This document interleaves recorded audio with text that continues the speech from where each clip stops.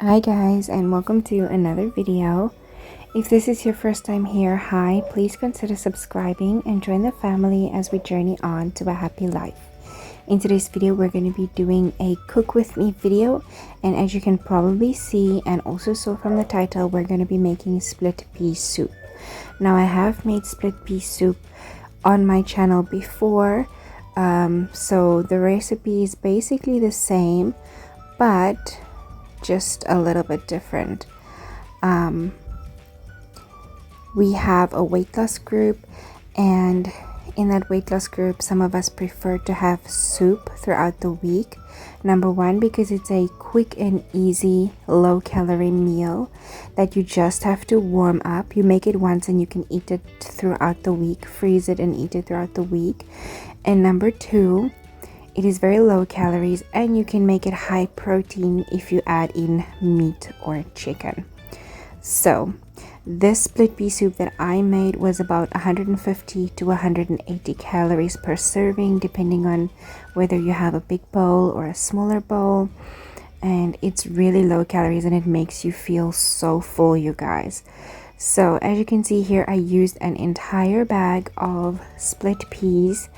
But if I were to make this again, I would add 1 bag of split peas and 1 bag of soup mix, which I will show in another video. But yeah, as you can see, I just rinsed the peas a few times. Now I'm adding water, and then I'm going to go put it in my pot. Now, one of the girls on the weight loss group, her name is Carmen.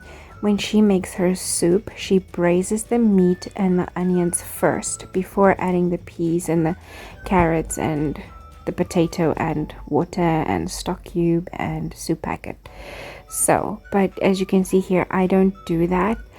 I just add my peas into a pot with water and then I cook that until it is like almost soft, not completely soft, just starting to get soft, before I add the meat to cook with the peas, and then I add the rest of the ingredients, as you will see. But for now, I'm just adding more water into the pot.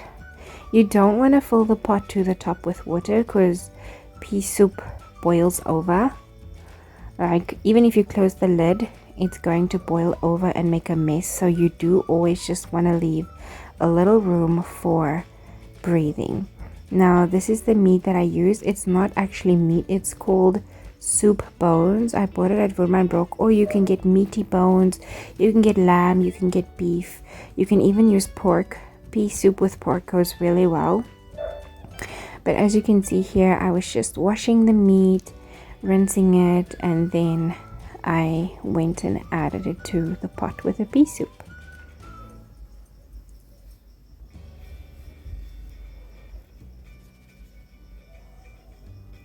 If you want to make it high protein, then you will just have to add in meat pieces, actual meat pieces. But like, this is not really high protein because it's basically just the bones with a little bit of meat on it. But yeah, as you can see, my peas have been cooking for a while, and then I went ahead and added in my meat. If your meat is really tough, you might want to boil the meat separately in another pot before adding it to the peas, just to make it softer a little bit as well.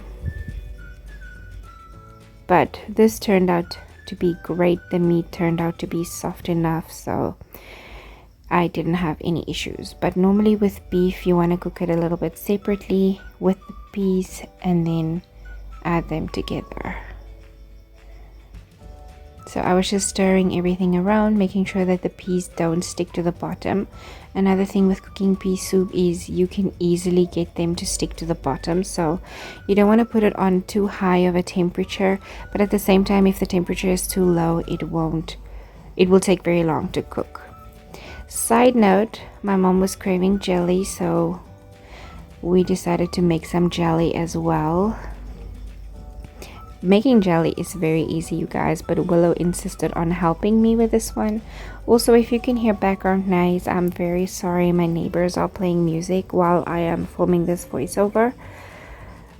But yeah, so basically you just add the jelly packets, then you add 225 ml of hot water and then you dissolve everything, and then you add another 225 mils of cold water. But I was doubling the recipe here because I put in 2 packets. So yeah, and then you want to put it in the fridge until it is set. Now I made 2 flavors of jelly on this day. I made orange, and then I made pineapple, which looked orange, and then I made lemon. And then here Willow insisted on helping me. She always likes to help me when I am busy in the kitchen, which is great for her to learn a few skills as well.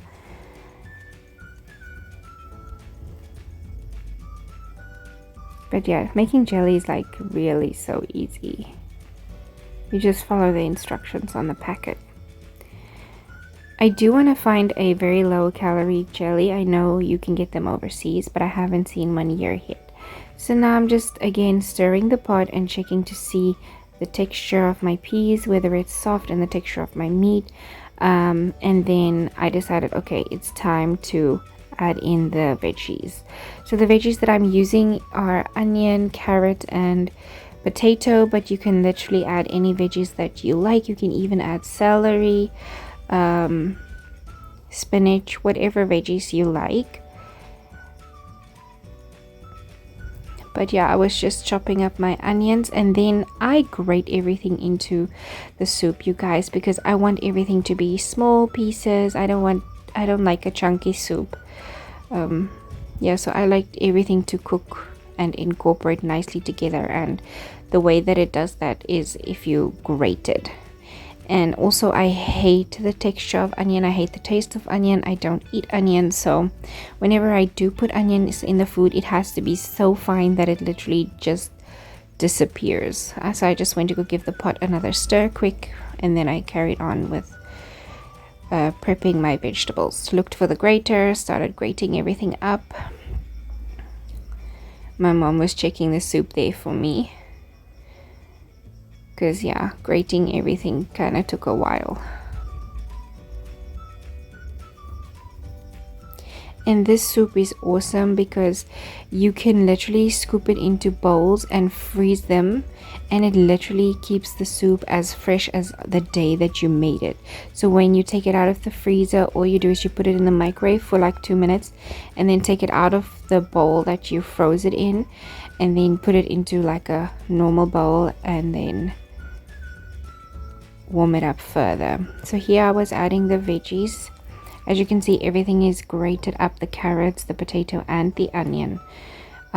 Next time though, I only added 1 carrot, but next time I'm going to add 2 carrots, and maybe 1 more potato,